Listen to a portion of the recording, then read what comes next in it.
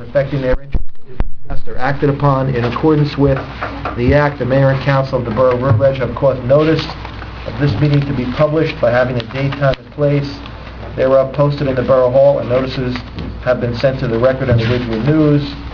The mission of the governing body is to provide essential services through the establishment, implementation of public policy to safeguard the infrastructure, providing honest, courteous, and professional services, and establish a sense of trust and accomplishment. Through research and prudent planning, we seek to minimize our risks while improving essential services. We are sensitive to the needs of the taxpayer while realizing that this governing body cannot be all things to all people. Within revenue constraints imposed by state mandates, our present economic condition and prevailing attitudes about taxation. We are being recorded both for audio and video, so if a member of the public wishes to speak, just let it be known that your comments will be recorded for posterity.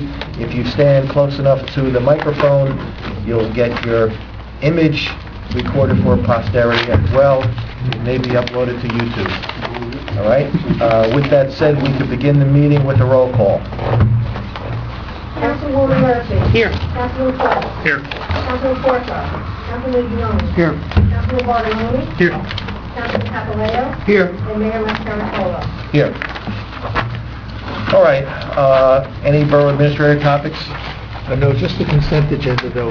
Right. All right. There are two issues on the consent agenda. One is a resolution supporting Assembly Bill 2444, which is unemployment eligibility for school crossing guards. Alan and I met with Senator Gordon and spoke to him regarding this legislation.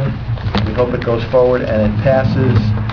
The other change is to accept Councilman Bartoloni's resignation from beautification and Green Tree based upon his appointment to recreation, and to appoint Paul, Councilman Courts, to the beautification committee. Is that correct?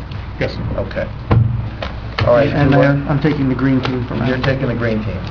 All right. And we'll nominate Ed for the green team. Any discussion regarding the work session consent agenda? No? All right. All in favor? Aye. Any opposed? Any abstentions? Good. Motion and second, please. So moved. Second.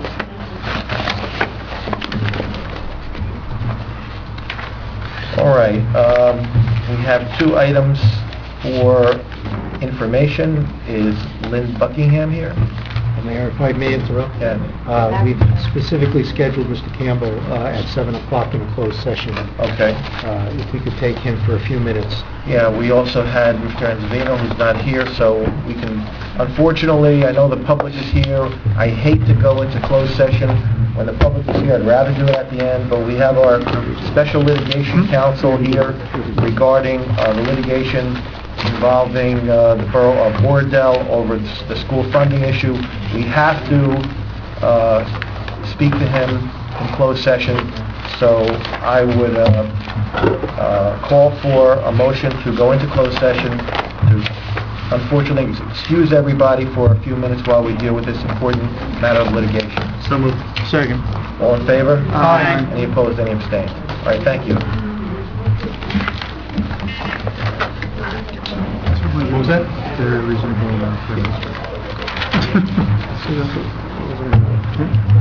Research you did was good to say. What's that? Yeah, research you did was good. And if you go to the guy who actually put that down, you're going to expend it.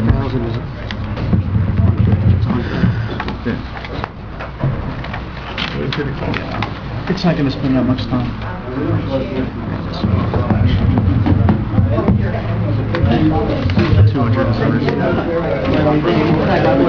We hired an expert in the education case, and it costs like $400. I was going to block the road so that He knows the guy. Well, that's just it. You can't replace that familiarity. He knows what he's going to say on stage. He knows what he's going to do in the deposition. He knows what kind of report he's going to do. That kind of predictability, you can't buy. It's worth its weight in gold. All right. You know what? I never did a motion to Go back and... go back into open session, so... So moved. Second? All in favor? Aye. All right. We're back in open session. We're back on the work session agenda. We have a... Is Lynn Buckingham here? Want to take a seat, Ms. Buckingham?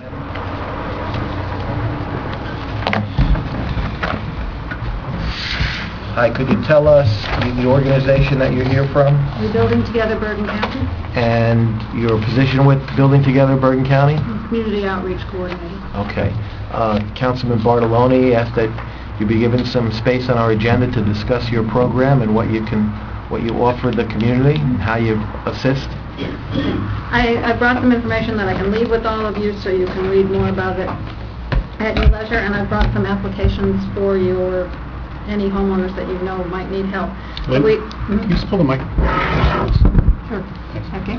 We are a nonprofit. We're the local Bergen County affiliate of the national nonprofit Rebuilding Together. It's an organization that assists low-income homeowners primarily to make their homes safer, healthier, more energy efficient so that they can live in safe and healthy housing. Particularly we assist seniors so that they can age in place if that's appropriate for them in a home that might be accessible to them, also for the disabled, and in a home that would be more energy efficient to run and just healthier for them to live in. We also work with families with children who are in need, and we do assist some nonprofits in the community, particularly those that serve the population we would serve in their homes. So that might be veterans or seniors or children at risk. We're not Extreme Home Makeover. We get funding from local community corporations, banks, churches and faith-based groups, some family foundations and so forth, and from individual donors as well as fundraisers that we do. So each year we might repair between 10 and 20 homes, and maybe 2 or 3 or 4 of those might be nonprofit buildings. So I've got information about how our organization works. We're primarily on an annual schedule, so this April we will be doing another National Rebuilding Day. We've been in Bergen County since 1998, so this is about our 14th year. We've grown from doing 3 houses to this year we'll be doing 10. We've done 205 over the course of our history in Bergen County in 45 different towns. And we'd be happy to work in River Edge. The hardest part is getting our name known in any given town, and helping seniors in particular to understand that this is a legitimate, free home repair source of help. They've been warned, rightly so, to be wary of scams, but we are not. And we do our work with volunteers, including licensed professionals, whether that be plumbers or roofers or electricians. So they volunteer their time with us. Other skilled and general volunteers work with us, and therefore the money that we put into a home is usually comes out in value to $4 to $5 worth of value for every dollar we put in. So we're doing a lot of good leveraging with the money that we do receive. I was contacted because I know there was a community building in town that you were concerned about. It really was beyond the ability of our volunteers as well as our funding to help with, but that led to people being interested in what Rebuilding Together could do for your community, for particularly seniors or veterans or people in need who could stay in their homes if they were safer and healthier. So that's our mission. There's flyers about us, some of our applications. Because we work pretty much on an annual schedule, we do most of our work in April. We'll do a few projects in fall. We start the application process in May, and then we send out, as they come in, we send out evaluators who are volunteers again, who are fairly skilled at looking at a house and determining what it needs, along with the homeowner. The homeowner can request what they need done. Often they don't realize what's wrong with their home, or they've accommodated for so long that they don't even think about a need. You probably do that in your own home with a window or something that's been broken. You just leave it, you don't need it. So we can help find those things. And then we determine which houses we can do the most good for and what we can afford to do and who we have the people to do it. And we work towards putting teams and funding together to do those projects in the spring. So again, the applications I have some here for you, but we begin accepting them in May through November 1st for the following spring. And we will be looking also for 1 or 2 projects probably to do in the fall.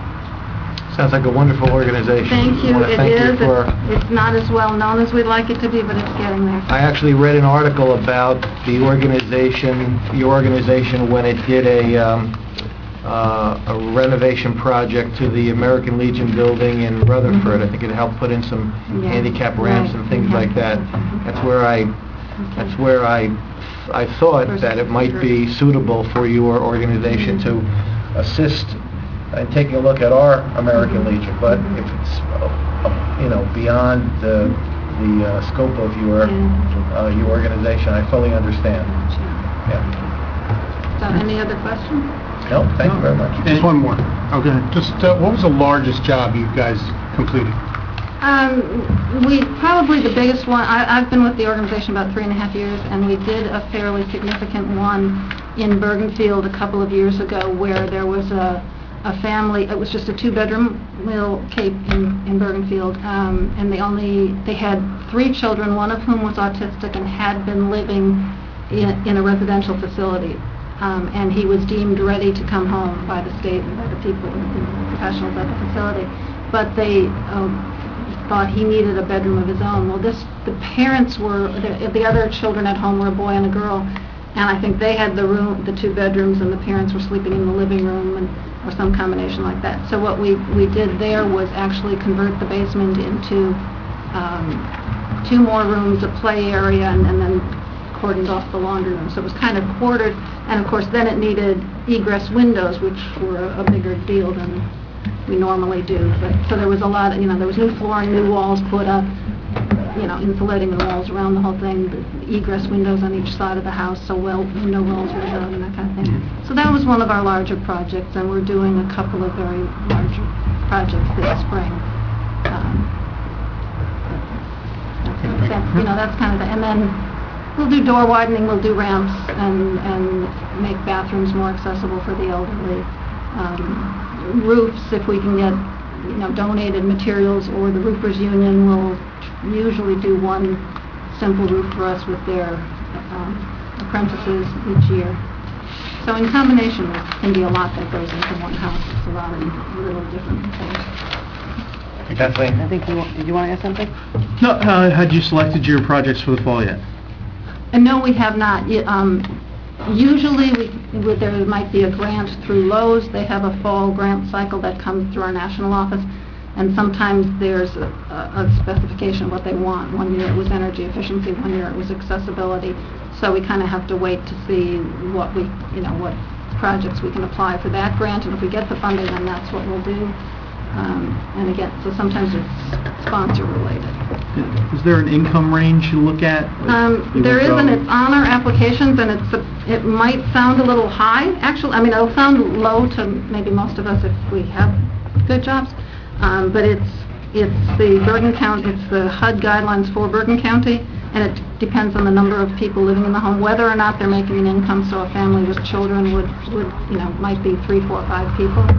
And just for one person alone, the maximum guideline is $47,350 a year.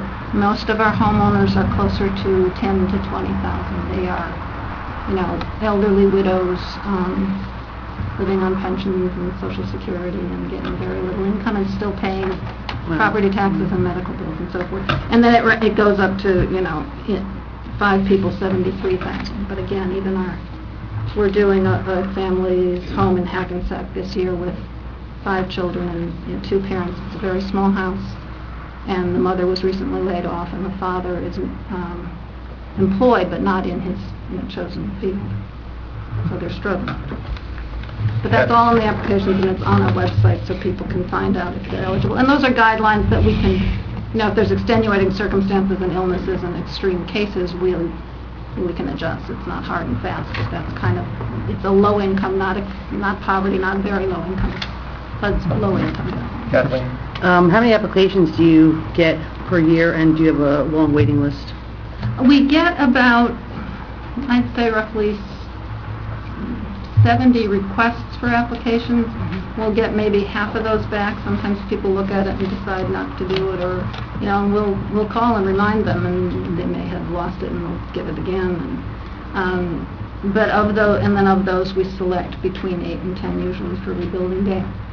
And we don't really keep a waiting list because we don't, it might be a long time, but we do. Those people who have to be declined, we send them information about other places that might be of assistance to them, other things they could use, and they are welcome to apply again. And we have accepted people who 1 year we might not be able to help, another year we can. And would you perhaps be able to come to speak to our seniors? Yes, absolutely. One afternoon, if you have a card or something? I don't believe I've done it here, but I've done it for Thank you, and that's a good option. Because it is best if people hear about us through somebody, a method they trust, whether it's through their senior organization or their church or synagogue or, through a personal connection that they trust. Thank you. Thank you. You're welcome. I can leave all this. You're welcome to keep it and just... Thank you. Thank you. Thank you so much. Good Mr. Enzavino's not here, right? All right, is there any unfinished business? All right, new business. Ed? This is qualified new business. Regarding the recording procedure we have now with recording the meetings, a couple times now in the last couple of months at the planning board, we've actually had to stop meetings because we've run out of tape. And now that we have a digital system, I'm just wondering if we can get the secretaries or the chair people trained on at least doing the audio recording so we don't run into that problem in the future. I know that came to our attention, and we have a new procedure of additional tapes in the drawers now, so that you'll never run out of tapes. Well, we can also look into the video, and we can report back on the pros and cons I of think, doing that. but even just getting the digital audio, I think that would still be a benefit over the tapes in the long term. And We'll look into that and provide you with a report on that. Thank you. Yeah, I think we definitely have to have extra tapes on hand. Well, we have a new system. I think we should be free to utilize it for other... There should be some training on the new system. Any other new business? I have an item of new business. Many of you may know that I am actively trying to work towards getting the Bergen County Board of Freeholders and the county executive to put forth some funds to take a small little area of Van Saun Park and make a pet enclosure in it, a dog park. There's one in Leonia, there's one in Ridgewood, but the county park, which is the jewel of the county park system, doesn't have one. So there's a petition on Facebook with Mr. Fugazi's organization. We have about 200 signatures now. I'd like to for the council to adopt a resolution in favor of establishing a dog park at Van Saun Park for use of the borough residents. There's been some press about it on the patch as well. I'd like to take the resolution and then attach the petition to it and send it to our neighbors in Oradell and some of the other, and Paramus and New Milford, some of the other towns surrounding the Van Saun Park, and then send it down to the county for action. I've already spoken to the county executive, Kathleen Donovan. I've spoken to freeholder John Felice, some of the other freeholders, and they're interested in finding how much actual support there is for that. It's basically just maybe 100 by 100 foot area with a 4-foot fence and some wood chips and some signage. So that's what it is. So I'll open that up for discussion, hopefully a motion to put the resolution on the agenda for the next meeting. Yeah, Al. I'll make that motion to put it on the agenda for the next meeting. Second. Any discussion, further discussion? No? Let's discuss. All right, all in favor? Aye. All right, any opposed, any abstained? Thank you very much, I appreciate that. Any other new business? No. All right, what's next? We're ready to close the, Open it to the public if we have time there for Okay. 10 minutes. Whose turn Savino's not here? Can I have a motion to open the work session to the public? So moved. Second. All in favor? Aye. Any opposed, any abstained? Okay, the work session is open to the public. If you want to speak, please stand, give us your name and address. If you want to be seen as well as heard, you can come to the microphone. You can speak now. We also have a public meeting at 8 o'clock. We'll open up the public meeting also for members of the community to be heard. Anybody wish to speak at the work session? Yeah. Does it make a difference? No, doesn't make a difference.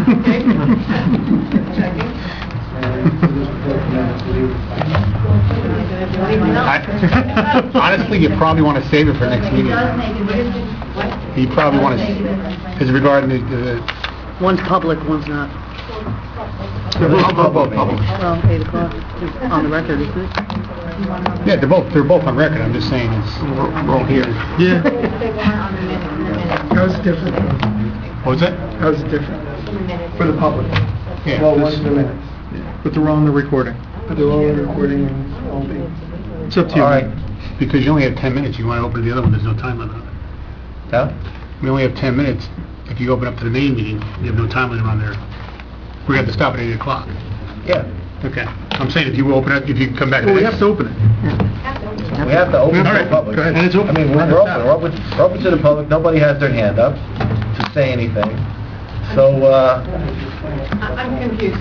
Will it be put if I say something, you will take it into account? Absolutely. No, Okay, we're good. I'm just getting to, okay, so, hi.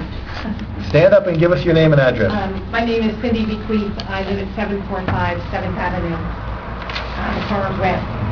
And first I want to say thank you very much because the tree of shame is down in front of my home. And quite frankly, they did a great job taking that down, and I appreciate that. And the woman who wheels now buys a wheelchair every day is very happy she doesn't have to worry about it either. Okay. And if you look in the middle of that tree, there's a great big open space in the middle. So it was a good thing it was taken down. The tree had like a big, like a stress crack in it or something, Two of right? them. It goes right through the middle of it. It's about this wide. So I will be hacking at it to try and make it a little lower to get rid of it. But they really did a good job, and it's really close to the ground. So I want to say thank you. Before I get to my next topic, my husband and I would like to make a donation to the Shade Tree Commission. Is that the right way to do it? Shade Tree Commission. So do I yeah. write the check to the Shade Tree Commission? Borough of River If I Edge. make it the Borough of River Edge and write for Shade Tree Commission. Okay. So thank you very much for that. The next thing is, over the last few years that I've lived at this address, there have been countless times when there is a smell of gas on our street. That it's nothing new. It comes up through the sewers. You can walk into there are a couple of homes a few doors up from me on the east side of the street that walking out of their house, you can just smell it. It's terrible.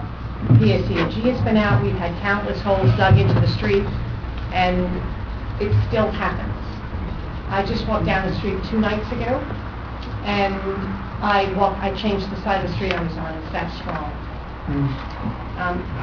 I know it's been going on for a long time. They even dug up lines from the street to 2 people's home, one on each side, to check for things. I've been told that the only thing they can do is camera the lines because it may be the smell may be coming from somewhere else and running down onto 7th because we're at the low end of the hill.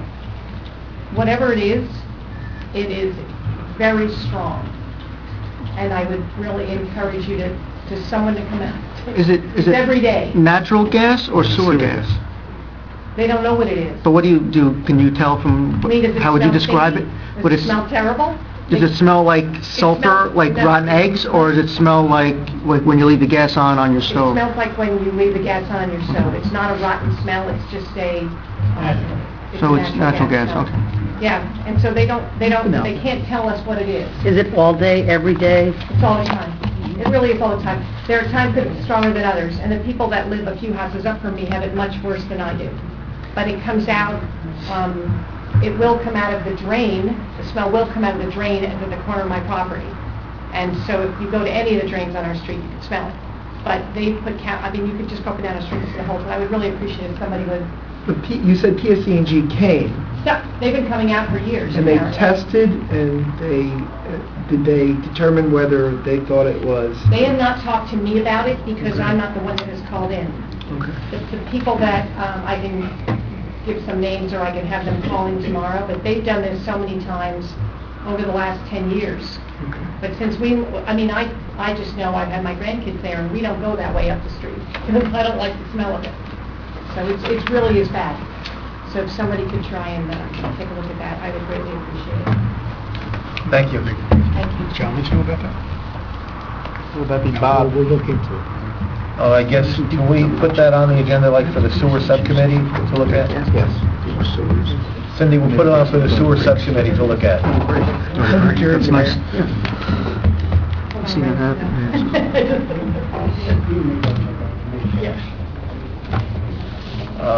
Anybody else? Casey had his hand up. Mr. Connors, did you have your hand up? Casey Connors, I'm just curious, I see you have a partial handicap opening for the door, you know, the old handicap access for the door, the garbage can parked in front of the door. You know, how much longer do I have to wait for that to be fixed? So I can get in and out with having the garbage can excavated in front of the door. I did ask, after I was sworn in, I asked Alan where we stood on the status of the door. He showed me the plans. He indicated that it was going to back to the engineer for some slight modification or something like that. So Alan can address the status of the new door project. The, Mayor, if I may, the plans have been down for the last several weeks at the Community Development Block Grant. Since this project is funded through their grant funds, they require that the plans be approved by them, not only in terms of the design, but they look at historical factors, whether it's going to match the building that it's being placed into, and other aspects. So I think it's been through the historical review. Last week I sent another email to them asking when we would receive permission to go out to bid, and I'm hopeful that they'll respond very soon now so that we can go out to bid or quote on this. The plans are pretty much ready to go. So I'm just trying to get the clearances from the county community development block grant people so that we can go out and get this done. The funding is in place. I received from the prior mayor an email stating exactly what you said, Alan. Well, I think it was in November of this past year. We've been trying to get this done for the last 2.5 years. Well, I can provide a complete chronology on all of the documents, requests, letters, emails, application procedures, you know, if that's what the mayor and council want. But, you know, we are working through the grant procedures to try and get this done. We're very close now to getting it out to a contractor. Casey, I did look at the plans. The original door was like a modern type door, and Alan was right. Community development wanted to fit in with the colonial scheme of the building, so they made the architect change the style of the door so that it fit with the colonial look motif of the building. If they really wanted to match, they'd have to chip off some paint on the new door so it matches the chipped off paint on the rest of the building. We won't even go there. Run into it. All right, but we're working on it, Casey. Anybody else that wishes to speak before we close the meeting to the One other public? question. Go ahead, Casey. With the, I believe it was at the last meeting, where the council, I guess, had approved for the DPW to have another truck for their street division. Yes. I'm just curious as to why they need something that's brand new. I've told John a couple times when he's been at the meetings, if you have any problems where you want to order a truck, let me know. I'll get it for 40% less than you could ever. You know, it would all be brand new. The only thing you'd have to be doing is supplying your own drivetrain. How would that work, Casey? That's what they do, is you buy what they call a glider kit. You're getting the cab, front axle, and the chassis rails. You're putting your engine and transmission in. If it's good, if it's not, you rebuild it. And I guess on that tree truck, you're talking about the one where the chips go into, you put that body onto that. You know, you have the body mounted onto it with a new cab, with a new exhaust system that exits up above the cab, not underneath. John Lynch was talking about a tree truck that went up, 70 feet. It had a bucket that went up 70 feet. And he was talking about an international... Something like that, you know, He's getting talking- it with a bucket, I can't do that. Yeah. I'm just talking about the trucks itself. No, this is a specialized tree truck to replace the one that we have is what, how many years old? 17 years old. 17 years old, and every year it was Is there a explained... reason why we need something Yeah. 70 feet tall? Every year was explained to us that the truck has to be tested, to see that it can withstand Shock. electrical shock, and that they only certify the truck for 20 years. So the truck right now is 17 years old, it's going to be 18 years old, and it has an exhaust problem that leaks into the passenger cab, which is a problem, and it has a lot of miles on it, and it's a 50-foot truck, and in order for John Lynch and the DPW to do the higher trees in town, or to work on the lights at the recreation area, he would need to be up a little higher. So that was the reason why. It's a large expenditure, but it's once every 20 years. For that truck, they've got all sorts of trucks though. How many dump trucks do they have and pickup trucks? Does anybody actually know the counts? I don't know, Alan would have that information. Denise had gotten an email for me from, I believe her name is Lisa, on the DPW. I wanted to know what kind of vehicles they had. And I said, dump trucks, pickup trucks. She sends me up this thing with trailers, you know, that carry around the bucket loader. I don't want that. I want to know how many dump trucks. You know, they have too many of them. In the summertime, I told you before, when I met you in the park this past summer, they sit right over here behind the American Legion. All these trucks. And it wasn't during these storms where they had to move them. They just sit there. Yeah, we only have one bucket truck in the whole town. So, all right, anybody else? All right, we have a motion to close the meeting to the public. So moved. Second. All in favor? Aye. Any opposed, any abstained? All right, we're good. Just 2 words, Mr. Mayor. Happy St. Joseph's Day, St. Patrick's Day.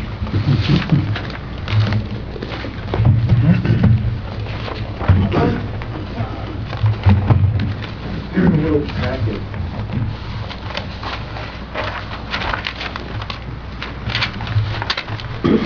Kind of use as an outline, and obviously you can progress a little from this. Yeah, enough, Jim? Just make sure.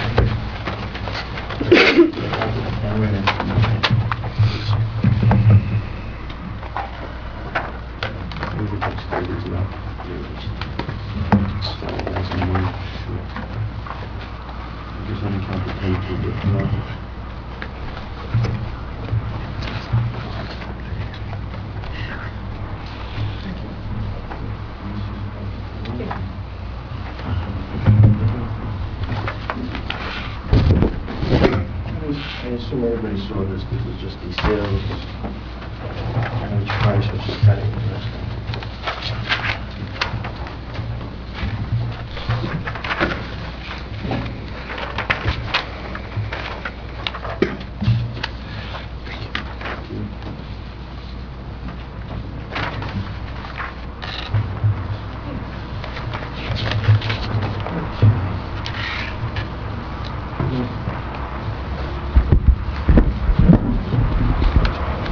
Please stop me at any point. Yep. All questions are obviously good questions. Okay, as you know, the purpose of the reevaluation. A lot of this might be repetitive, but I figure it's a good starting point. I also have the list of the sales from 2010 and 2011, which obviously was on the website also. If we start here for the purpose of a reassessment, okay, going back about a year, it was a little after April 1st, Alan and I were talking about how we're going to do with the tax appeals. And obviously, it's, you know, it's somewhat of an uphill battle. And Mr. Kraus, our tax appeal attorney, was here also. So we said we think we had some exposure. But basically, the way the market was, even though our ratio was about 90%, the real ratio was a little bit higher. You know, it was a little bit lower. You know, so it wasn't really to the borough's benefit. So in 2010 and 11, we received roughly 250 appeals. Now, because of the decline in market, we were really not able to defend those. These refunds cost the town over $200,000 for those 2 years. Okay, the people who were successful reducing their appeals created an inequity amongst the homes for the people who didn't file. And what does that mean?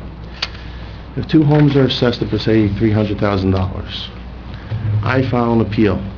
I go down to 270. My neighbor does not. He's still or she's still paying at a higher rate. So when the reassessment comes in, let's say this person should be 250, so they go down to $20,000. The person at 300, because he got the same house as the neighbor, he's also going to go down to 250. The one going down to 250 might have had a reduction. The one from 250 is going to have an increase. Now, the only way we felt to reduce the amount of tax appeal refunds and to defend the appeals at the county was to do a reassessment. As you saw, the majority of the values went down, which makes it much easier. Why is it going to be easier to defend at the county? We have a 100% ratio. More important, the sales are actually what's existing from the market. We took the sales from 2010 and 2011. Obviously, the 2011 ones are weighted heavier, and we prorated them to October 1st. All the values that were set by law have to have an assessment date of October 1, 2011. So not what happened December, January, February. Go back to that October 1st date. That's the valuation. Since River Edge was not the only town affected by the economy, the mayor and council had the foresight to enter into I think it was a first of its kind, kind of like a group bid, mass reassessment by 3 towns, which saved you guys thousands, pretty fair chunk. So I think it was about $17,000 you saved. Okay, the results of the reassessment. Now let's hope I spelled better instead of misspelling the N for the M. Okay, the overall residential property values. Now that, if you look on I have one of the sheets that show the totals, and the residential values went down 13.57%. On average, the residential values went down about 13.5%. The commercial showed a slight an increase of about 1.5%. After you did a total aggregate of all the properties, there was roughly a 12% reduction in rateables. So what that means is, let's say we had a whole value of $100, now we have a total assessment value of $88. The average residential tax dollar difference was about $200, $198.59. The tax rate, however, for 2011 was $2.671. That was going to be increased to 3.035. Now that doesn't include this year's budget. That's strictly taking the 2011 budget, applying the 2012 rateables. You know what I mean when I say rateables. Rateables are the total amount of everybody's assessed value. Okay, the results that showed 2007 properties were going to receive a reduction. 426 properties will receive an increase over $1,000. 302 property have an increase between $500 and $1,000. 327 people an increase from 100 to 500. This was all the data that was on the website also. Okay, potential reasons for the increase in taxes. Then we're gonna skip back. Actually, it's the next to the last page is the total sheet. If you just take a second, if you go over to the page that says Borough River Edge, you'll see the vacant land. It'll say number of items, 2011 assessed value, percentage of total, number of items in 2012, the assessed value, percentage of total. You'll see on average, the vacant land went down 0.1. The residentials went from 87.1 to 85.6 of the total. That's the total amount that makes up the whole tax base for the borough. But I had a reduction of that 13.57. And you can see how we came up with the calculation for the tax rate. If you look at the current rate divided by the adjustment to the rateable base, comes to 3.035. Okay, okay, the reasons for the increases. Like I stated briefly, if somebody filed a tax appeal and received a reduction, there was a good possibility that they would have an increase in the taxes. Again, the idea was to get everybody at 100% market value. Now, if everybody's at 100%, in theory, that's all fair. But it doesn't count for what the numbers were beforehand. It's saying as of 2012, everybody's assessed along the same value. But obviously, as the years go by, just like from 2005 to today, numbers change, values change, neighborhoods change. Okay, new construction or additions. If someone had a renovation to their home, the sales analysis shows that the newly renovated homes maintain their values more than non-renovated properties. Kind of makes sense. If you have a home that's relatively new, as compared to an older home, the new homes strike their value a little, or maintain their value a little more. Example, if there was a home assessed after the renovation and the assessment was $675, the equalized assessment, and I used a blended ratio of 87% because years ago the ratios were 84 and it's about 90, so I kind of just factored that together. That showed an equalized market value of about $775,000. Well, if a house was purchased in the summer of 2011 at $875, the new assessment came in about $825. So you could see you're within, I think it was about 6%. So it was pretty close. 4%. Based on this example, the old assessment is within 4% of the new assessment market value. Although it's substantially assessed more than the old assessment.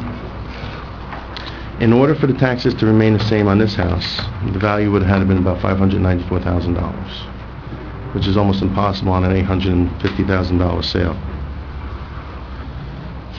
There's a couple other reasons that I'll get to. There we go. And here's just an example of the property record card. Now, normally the property record cards aren't displayed or side to side, but this is the way it came out of the printer at home, so this is the way we'll go with it.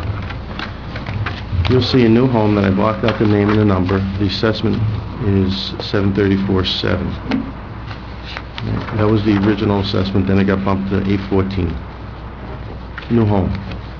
And you can see, if you see on the top it has like the block and the lot. If you look underneath that, you'll see the sales data. You'll see the $855 number. So that sold October 25th for $855.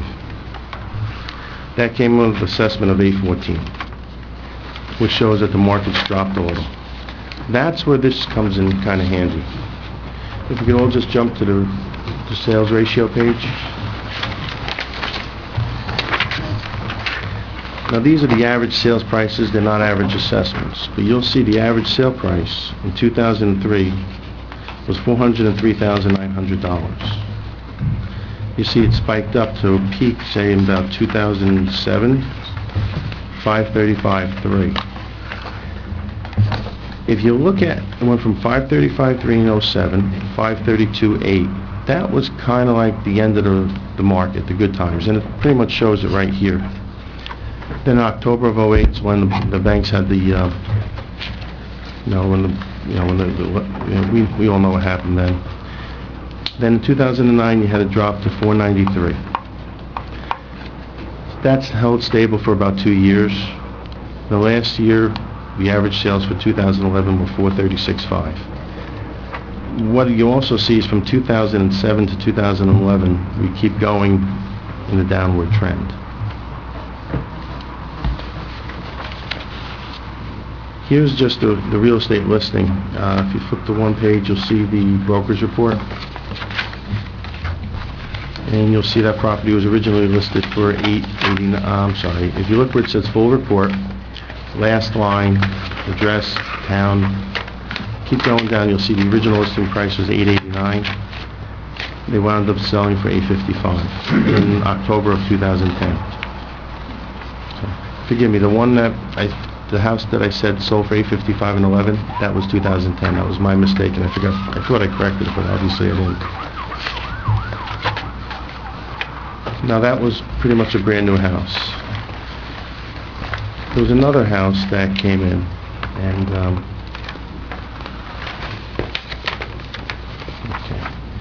it's the last two cards in your folder, in the packet. What I want you to look at are two things. You'll see a value of $540, $300, and $626. Well, if you take the 540 and use that blended ratio, that's going to bring you up to a little over 600 market value. Now remember, when they did the reassessment, that's 100% market value. So they're saying 628.2 is the value. The old assessment of 540,300, add that 12%, that blended ratio, that 13%, now you're coming in a little about 610. So you're within $20,000 market. But if you look at the bottom here, now, this first card in the packet, okay, see where all the calculations are? Go to the bottom, you'll see something that says base cost $241,231. Right next to that CCF. That's the cost conversion factor. The cost conversion factor is a number that comes out of the state manual. Right? And we price out all the properties according to the state manual. That cost conversion factor was the old reassessment number. That was the revaluation number in 2006. Now just also look at the depreciation cost. Right next, one column over, it says cost new, then depreciation, 80%. Now flip over to what we just did. You'll see cost conversion factor 1.35. So 20% higher for the building improvement, and the net depreciation 2%. What does that show? Well, what you're basically saying is the company that did the reevaluation back in 2005 or 2006, they put more of an emphasis on the value of the land and less on the value of the building. Again, if the value was, say, $100,000, $70,000 was for the land, $30,000 was for the building. Here we kind of balance it out according to the market. Why? We know construction costs have continued to rise, but land values have come down since the last reassessment. So that's why you see somewhat of a shift. That's why when we priced out all the old cards for new construction permits or building permits or additions or renovations, by law you have to use the same standard of the reevaluation as the last reevaluation.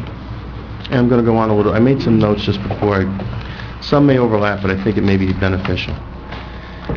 The initial feedback I got, kind of odd. If you showed a reduction in your taxes, you were happy, and if you showed an increase, you weren't so happy. About 30% of the people that came for the informal hearings downstairs thought their values might have been too low, which is kind of odd. But think back 2 years ago, the values were up here according to the sales chart, so they might think that the property was worth more, especially when they don't really have any indication of selling. The biggest question is why on new constructions of homes or total renovations, why was there a dramatic increase in the assessment? Okay, in order to fully answer this question, we have to go to the revaluation of 2005. Now remember, that valuation date was October 1, 2004, because it's always the year before. Whenever a reassessment or a reevaluation is done, there's a standard of value that's established. Who establishes it? The revaluation company. They use the state guidelines, the state appraisal manual, and they apply a standard of value. What's the depreciation factor? What's the cost conversion factors? You'll notice that other cost conversion factor is 20% less than the one we're using now. So these are all, the depreciation was much lower than the one we're using now. So that was one of the things. Okay. That standard of value establishes the procedures that are to be used for all the properties in the current reevaluation and all the new construction up until the next mass appraisal. So like, let's say somebody does an addition. Market spikes. Houses, during the reval, they're going to say it's worth $600,000. After you saw the market spikes, the value is worth $700,000. I can't assess it at $700,000. It's not legal. You have to go back to the formulas that are established and use that. And they made it easy for us because they're all right within the computer. We can't do it any different. Okay. What we do know to be a fact is that in the past 8 years, the land value has decreased, and boy, I gotta tell you, I'm a little nervous. The building value increased. During the reevaluation of 2004, the land was put on at such a high amount that in order to achieve market value as of 2004, the building value was reduced. That's evident by that one property that had a 20% depreciation schedule that you can't change because it's already factored into the formula. Now, not that it matters, but I wasn't here at the time of the last reevaluation. You know, some things were done perfectly legal, perfectly logical to the appraisal company at the time. If values were to continue to go up, I think you would have seen a different outcome. But that's obviously not what happened. Every improvement is held to that same standard. So let's say somebody's assessing a new construction, a deck, a bath renovation, or any improvement to the property, finished basement. Do we use 2012 standard? Well, 2011? No. Everything goes back to 2005. That's what we had. The program is actually built right into the computer. There's no more manual pencils. We used to have to look it up in the manual. Now the copy of this book and the standards of value, the procedures that are established, are built right into the computer program. So basically what I would do is if there's a new home, you sketch on the house, there's a deck or patio, a two-story, you just type that into the computer and it literally prices it out all for you. Oh, thank you, Denise.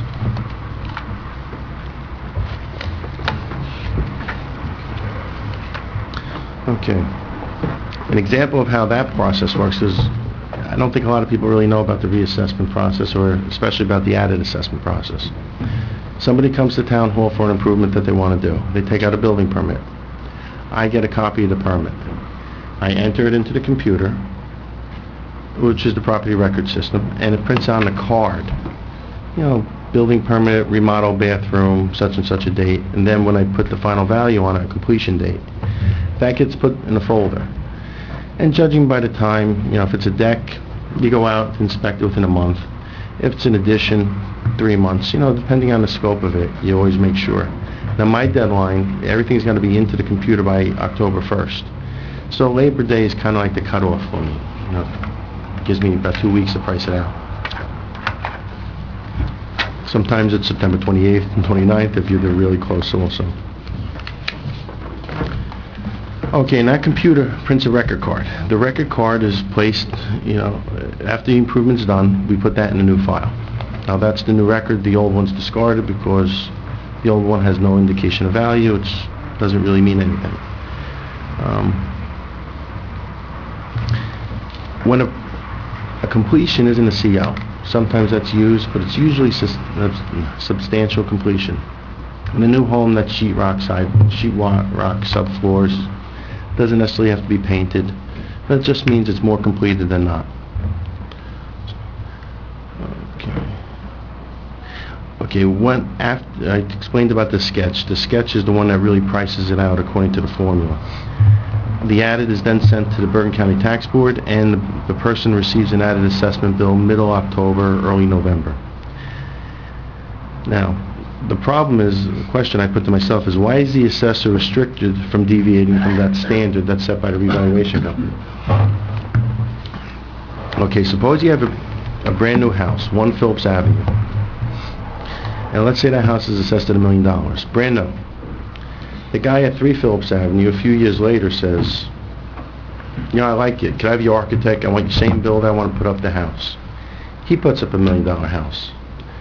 But the market value for that 1 Phillips Avenue was $1 million. The market's changed in a couple of years, 10%, 15%. So let's use 10%. So that second guy that builds, his market value is $1.1 million. 2 years later, another guy comes up, right at the downfall of the market. He puts up that house. Now that house is worth $800,000. All three homes will be assessed the same. They're identical. They're next to each other. You can't say, okay, this one's has a value of $1,150,000. I'm going to assess it at that. This one has a value of $850,000. The computer, the system, the state won't let you deviate from those standards, because what you're doing is you're creating an imbalance. That's why they want you to maintain that current value. Now, how does a person find property tax relief? The best way, or one of the ways, is to file an appeal. Now, when we hired there's another way. They could come and see me, we go over the card. If they provide some sales and we look at the sales and we say, you know what, you're right, your house shouldn't be X, it's Y. During the revaluation, by the way, Appraisal Systems, Mr. Del Gershio wanted to be here. I told Alan it was tough for him. He had a presentation down in South Jersey, so he was unable to make it. Said at a future meeting, by all means, he would mind, more than happy to address the council. Part of the reassessment contract is that you have the right, they have to defend the appeals for the first 2 years at the county level. Not the state level, but the county level. So that's done as part of the contract. So typically what we do is allow them to handle the brunt of the work. That was one of the reasons I wanted that computer form. You know, like how we put into the spec about this way they had the worksheet, this way everybody could get an idea where they are, because the truth of the matter is, whether the value's right or the value's wrong, people look at the taxes. So we wanted everyone to know what the taxes were. So in case they want to file an appeal, we didn't want them coming to us in August after they get the bill and say, oh my God, what do I do now? Because in August, there's nothing you can do. After the May deadline, I think it's May 1st, it's going to be extended a few days because the postcards haven't gone out yet, which you should all be getting that within the week. After that May 1st deadline, there's nothing, nobody can file an appeal. So, now the other thing is, I know and rightly so, I've been catching a little heat saying I should have been more proactive or raising the values more. But I can't do anything that's not prescribed by the state, and nor would I. I mean, I'm not going to, it's just not the right thing to do. It's not in accordance to the statutes. But we've had maybe 120, 130 new homes in the past 5 years. 20 a year roughly, I don't think we had that many brand new from scratch. For large renovations. You had 1,000 people that went up, or how many was it that went up over? Yeah. So it wasn't all me,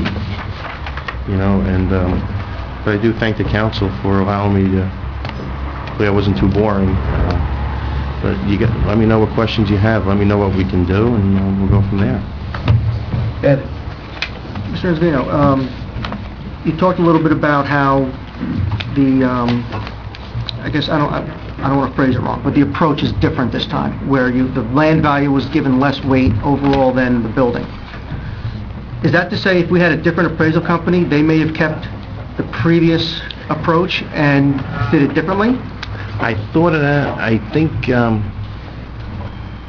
if you had the market value appraisal company, which is no longer in existence, they might have done that. However, the building value would have reduced to such a negligible amount that it wouldn't have made sense. So I think they would have had to do it this way, because when they did their sales analysis, the first thing you do is you obviously gather all the vacant sales.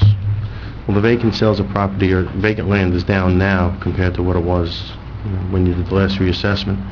The second part that they do is they take all sales, they rebuild the house according to the manual, to the standards of today, subtract that from the price. So let's say it sold for $150. They would say, okay, it sold for $150, the house is worth $80. Therefore, the residual effect, it's called the land residual technique, the residual effect is $70,000. That's attributable to the land. So I don't think it was the value thing about getting a different company. I think it was just hitting the market value on target. So, okay, then, following that theory then, is all land value, vacant land value, assessed the same per square foot or whatever? So if Sure. I have a 75 foot by 100 lot, and my house is 2,000 square foot, I can subtract that out, and I should have the same land value as the house next door Should be, on a yes. bigger lot, just prorated. Well, the way they did is they put a price per unit value, then, same size, 75 by 100? No, or if it was bigger, would it be this? No, bigger would be... Prorated. Bigger would be more. Yes, but it would be Yeah, prorated the sure. same ratio. It should be the same ratio. What they did is, the last company did what they call a front foot method, which is fine, it's perfectly acceptable. They put a price per front foot on every lot, and they add for the depth, then they put a lot value. What appraisal systems does is they say, okay, whether you got the width in the front or the back, you still got the property. We're going to put a lot value on it, just like market value did. But we're going to give you an extra price per square foot. So it kind of blends it a little. You don't get penalized if you have more frontage than depth. I guess, and if you can just maybe crystallize it better, because you and I had this discussion about this how the approach had a dramatic impact on particularly Right. houses which have done construction in the last several years. And I don't want to say, and I've had this discussion with you, you can't say that the old approach was wrong, but you can't go back to people and say, well, I did everything like I was supposed to. I was assessed when I bought my house. I did my construction. Mr. Enzvino came to my house. He reassessed me. I got a significant raise at that point. And now you're coming back again, maybe a year or 2 years later, and adding on another 10, 15, 20% because of multiple factors, including decreasing the land value and the cost. How do you explain to those residents why they got that kind of an impact? Sure. Basically, because when they did the reassessment in 2006, the standards were so low that you couldn't apply the value correctly. See, again, if somebody has 2005, I'm sorry, somebody builds a house or puts a value up in 2005, I have to assess those standards all the way across. I can't change anything. And again, because that's the way it's set up. So when we would type it into the computer, or I would input into the computer, the way the state manual would price it out was the values on the upper end homes were coming in a lot less. So you're saying if it was a year earlier or a year later, No, what I'm saying is then if you had the a values may have been different? If you had a different revaluation company that did a better job and balanced it out more equally in the past, you would have seen the added assessments a lot higher. So this was a function of the previous company as well then? Like I said earlier, I don't want to throw anybody I'm under the not bus. trying, I'm just trying to, I need to explain this to people Yeah, too. exactly. And I'm trying to, without saying it was wrong or right, I'm trying to explain to people why, We started off one because foot. the actual effect is the effect. And people want to know why it went from where it was to where it is. We started off 1 foot. We didn't start off with a nice, clean reassessment. I give you an example. Dumont had a pretty clean reassessment the last time. People went down because of the tax, the impact for the tax appeals. They're going up. That's pretty much all there is. All the new constructions were able to be priced out higher because instead of that 1.15, you're talking 1.35. That's 20% on a 20%. That's a lot of money. That's about $100,000 on a $500,000 home. And thank you for the conversation, because when we spoke, you made me dig a little harder into some of the reasons. And the other one was the depreciation factor. How was a new home depreciated, 20%? The person who had market value passed away. I tried getting in touch with some of the old representatives. They're all gone.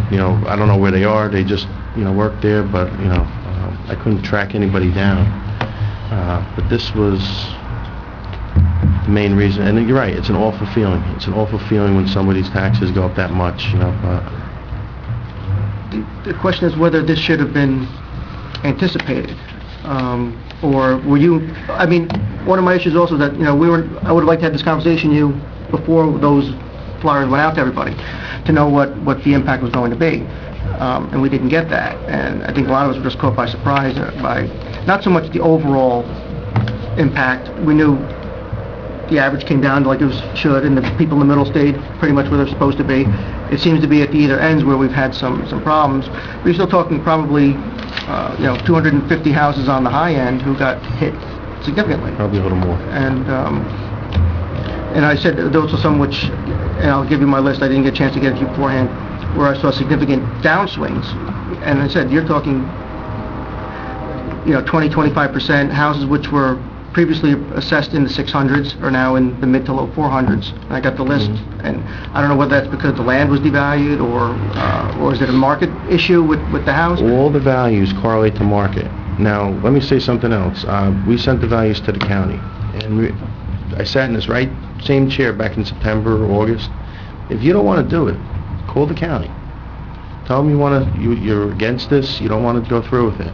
And we'll go and defend the values how we have to defend them the best we can.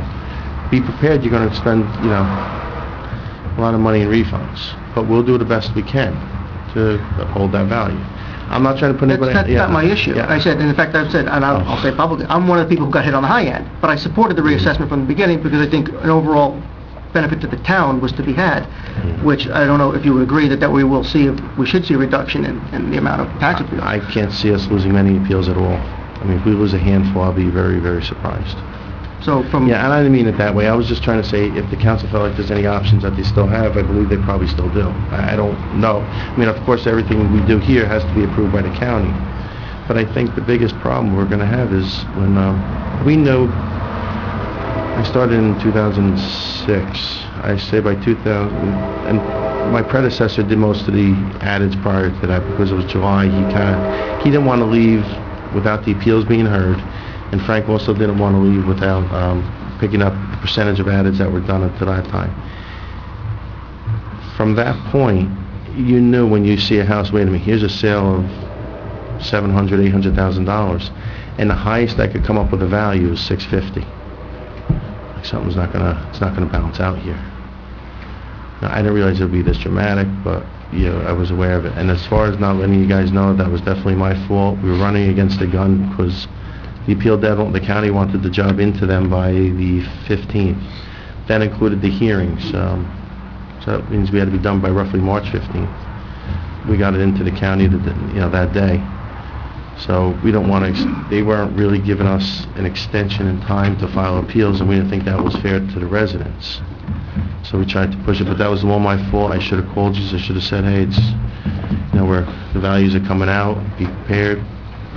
I think I gave my cell phone out to you guys. It's, call me, it's not a problem, just to go over this before the values went out. So again, I'm sorry on that. Paul and then Kathleen. Yeah, the question I had was the funding that you were telling Ed about. You said in 2005 that the funding was higher, the property values were higher in 2005? Because I'm just looking at your chart here, you're saying that they came at a different rate. Right. When we did the reassessment in 2005, the values were about 520. Now you're aggregate, again, it's just on the sales of 436.5. Right. All right, I just want to get that straight with you. The other question I had, I'm finding a lot of people coming up to me just talking about, that they're being charged for stuff they don't even have in their house, like a finished basement, bathrooms. I have a customer of mine who said I've been charged for 3 bathrooms, I only have 1. And all I can say is go down to the tax and let me know. Let me give you all my cell phone number. Please give it out. It's on my business cards. Put it in the paper. It's fine. Believe me. They're all getting their pens out. Look, there's no bad people in River Edge. For a lot, there's a bad result. And anything we could do to help them, we're going to help them. My cell is 201-906-2469. I give you my home phone number, but nobody answers it anyway. We're getting messages from a month ago that we probably should check that more. But that's 201-440-4338. And I promise you one thing, somebody's going to answer it sooner or later. But I think I got the only teenagers that look at the phone after it rings and they don't bother picking it up. Is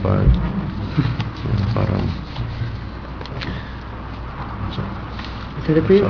201-906-2469. Can you have, how many appeals have been filed already? Right now, 0.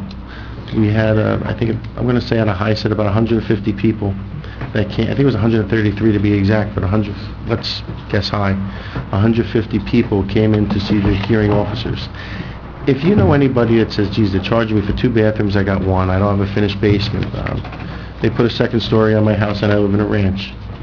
have them come and see me, call me. I will immediately go out to the property within a couple days, notify the reassessment company to make the changes.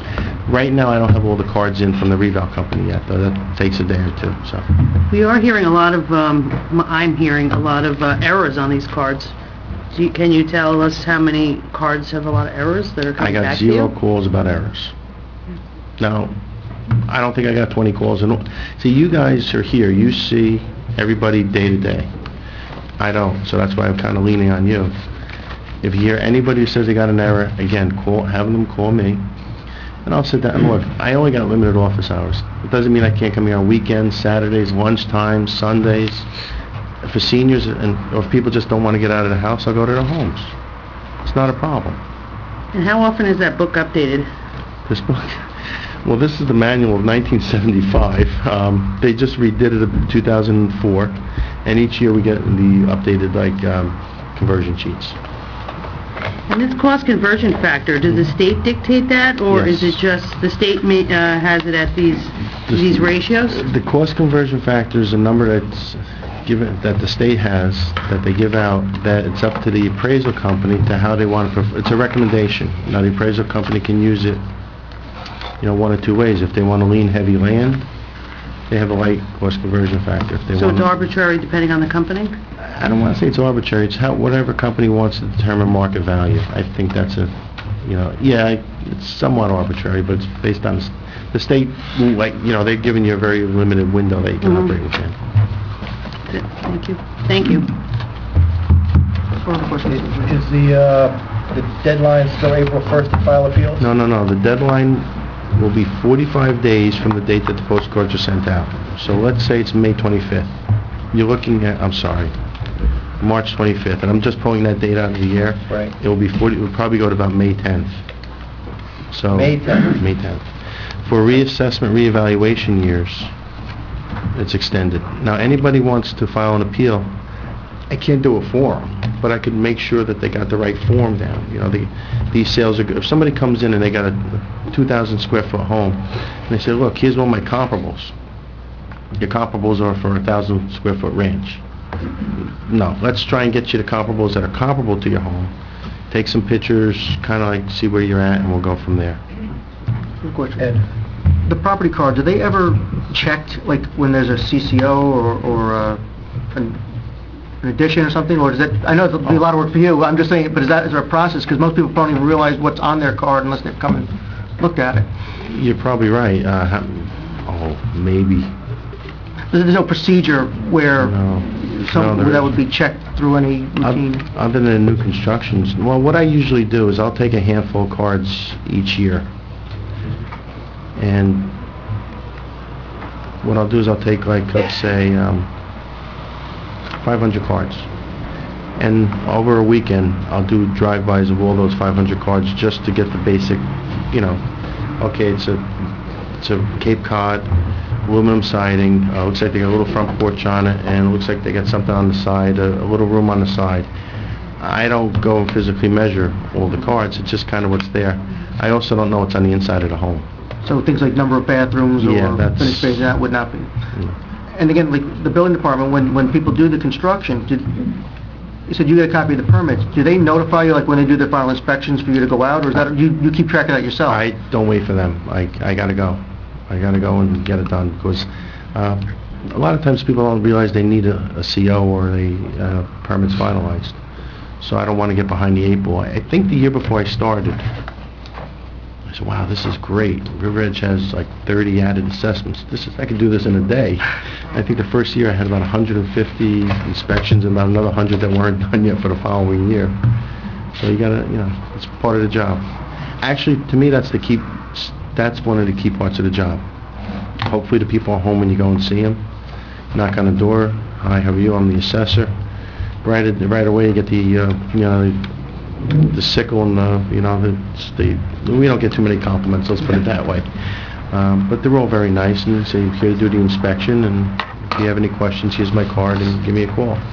Did the reassessment take into account the neighborhood, a particular neighborhood? If you have a house on Summit Avenue, does it get assessed higher than a house on Kinderkamak or something like that? Great question, Mayor. Yes. What they do is they break it down into according to the sales prices. Now, this would affect the land value. I mean, a house is a house is a house. A colonial on Kinderkamak's worth the same as, building-wise, as a colonial on Summit. But the land value is different. The land value is different. And the land value is different, dictated by the sales. And you'll take off a little depreciation on Kinderkamak because of the traffic. All right, thank you. Any other questions? No? All right, are you gonna stick around for Yeah, I'll stay. the public meeting in case there's a Absolutely. question from the public? Thank you. And if anybody wants, I could go downstairs and meet with them one-on-one tonight, at whatever their discretion is. All right. Can I have a motion to close the work session? Second. All in favor? Aye. All right, can I have a motion to reopen the public session? Second. All in favor?